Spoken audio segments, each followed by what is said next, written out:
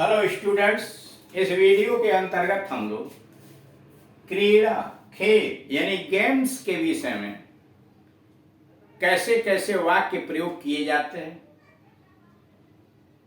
उस संबंध में जानकारी प्राप्त करें। यानी खेलों से संबंधित वाक्य कैसे बनाया जाए, कैसे बातचीत में उसका प्रयोग किया जाए, इस पर यहाँ चर्चा की गई है। खेल क्रीड़ा गेम्स 14 नंबर का वाक्य 14वें नंबर का, इसलिए कि 1 से लेकर 13 तक के वाक्य इसके पहले वाले वीडियोस के अंतर्गत समझाए जा चुके हैं। खेलना उतना ही आवश्यक है जितना कि पढ़ना। खेलना उतना ही आवश्यक है जितना कि पढ़ना। Games are as important as studies. Games are as important as studies. खेलना उतना ही आवश्यक है जितना पढ़ना। Games are as important as studies. छलांग लगाते हुए मेरे मूंछ आ गई। छलांग लगाते हुए मेरे मूंछ आ गई। I sprained my ankle while jumping. I sprained my ankle while jumping. छलांग लगाते हुए मुझे मूंछ आ गई। I sprained my ankle while jumping. अगला है, उसने ऊंची कूदान में विशिष्टता स्थापित की है। उसने ऊंची कूदान में विशिष्टता स्थापित की है। कूदान मतलब ऊंची कूद में। He has set a record. विशिष्टता a record in high jump. He has set a record in high jump. उसने ऊंची कूद में विशिष्टता स्थापित की है। He has set, उसने स्थापित किया है। He has set a record in high jump, ऊंची कूद। अगला है, वह तेज धावक यानी दौड़ने वाला। वह तेज धावक है या वह तेज दौड़ने वाला है। He is a fast sprinter. He is a fast racer. वह तेज धावक या वह तेज दौड़ने वाला है। He is fast sprinter. Sprinter धावक या रेसर धावक।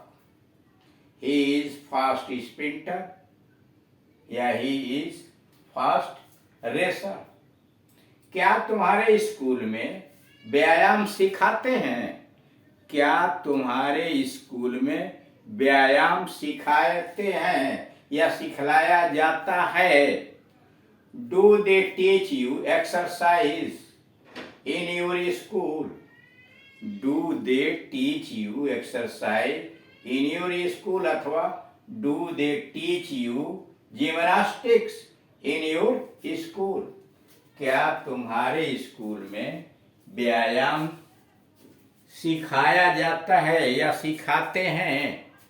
Do they teach you exercise in your school? Do they teach you exercise in your school? अथवा दूसरे तरह से कहिए, do they teach you gymnastics, व्यायाम gymnastics in your school? अगला है, हमारे स्कूल का खेलने का मैदान काफी बड़ा है। हमारे स्कूल का खेलने का मैदान काफी बड़ा है।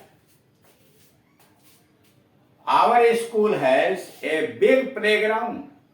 हमारे स्कूल का खेलने का मैदान काफी बड़ा है। Our school has a big playground. तुम्हारी बेसबॉल टीम का कप्तान कौन है?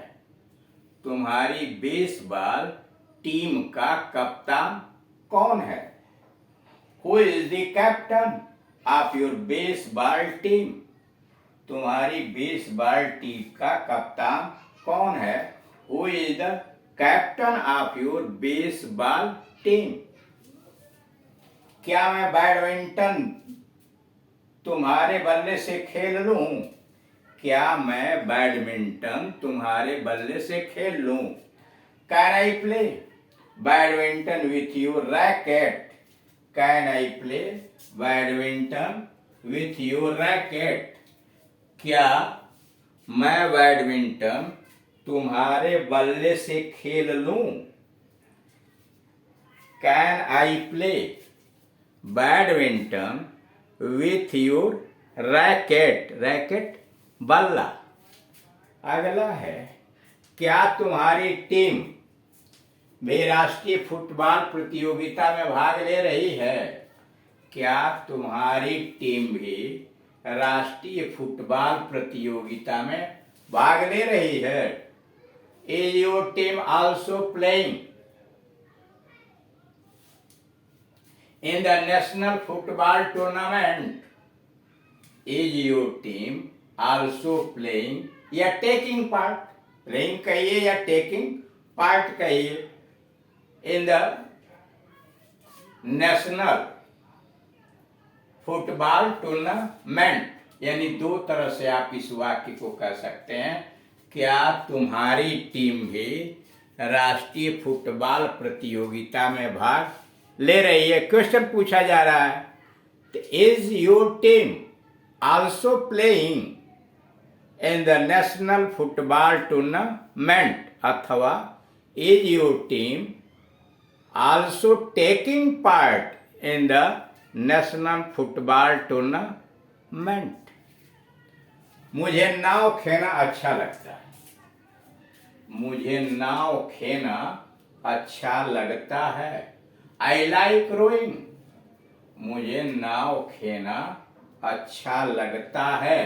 आई लाइक रोइंग, नाव खेना। वह टीम के लिए लगातार खेलती है। वह टीम के लिए लगातार खेलती है। She plays regularly for the team. She plays regularly for the team. वह टीम के लिए लगातार खेलती है। She plays regularly for the team. अगला है, हम सप्ताह में एक बार शारीरिक अभ्यास करते हैं। हम सप्ताह में एक बार शारीरिक अभ्यास करते हैं। We do drill once a week. हम सप्ताह में एक बार शारीरिक अभ्यास करते हैं। We do drill once a week. अब आइए नोट पर जरा यल वाई का चमत्कार देखिए। इसके पहले वाले में आपको यल वाई के चमत्कार में यह दिखाया गया था कि एडजेक्टिव में यल वाई जोड़ करके एडवर्ब बना दिया गया। जैसे काइंड, दयालु, काइंडली, दयालुता, यानी वो एडवर्ब, एडजेक्टिव से एडवर्ब बना। अब यहां कहा जा रहा है कि यह विशेषण को क्रिया विशेषण में बदल देता है। ठीक, यल वाई का चमत्कार देखिए। यह विशेषण में, एडजेक्टिव में यल वाई पीछे जोड़ दिया जाता है तो एडवर्ब यानी क्रिया विशेषण बन जाता है। जैसे काइंड से काइंडली। और यही यल वाई संज्ञा को विशेषण में बदल देता है। और यही यल वाई कुछ संज्ञाओं के पीछे लगा करके उसे एडजेक्टिव में चेंज कर देता है, एडजेक्टिव में बदल देता है। जैसे हिज ब्रदरली, देख रहे हैं ब्रदर में यल वाई जोड़ा गया है। His brotherly behaviour endeared him to all his college. उसके भाईचारा भरे व्यवहार ने,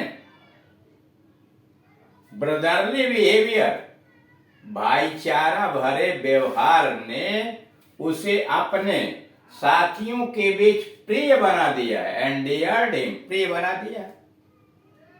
अब इस वाक्य में आप देख रहे हैं जो ब्रदरली आया है वो ब्रदर में यल वाई जोड़ करके एडजेक्टिव बना दे गया है, हिज ब्रदरली बिहेवियर। अब ब्रदरली यहां क्या कर रहा है, एडजेक्टिव का काम कर रहा है, भाई जैसा व्यवहार। तो अब यहां कह रहा है कि नाउन ब्रदर में यल वाई जोड़ करके नाउन से एडजेक्टिव बना दिया गया। इसी प्रकार मैन में यल वाई जोड़ दीजिए तो मैनली हो गया।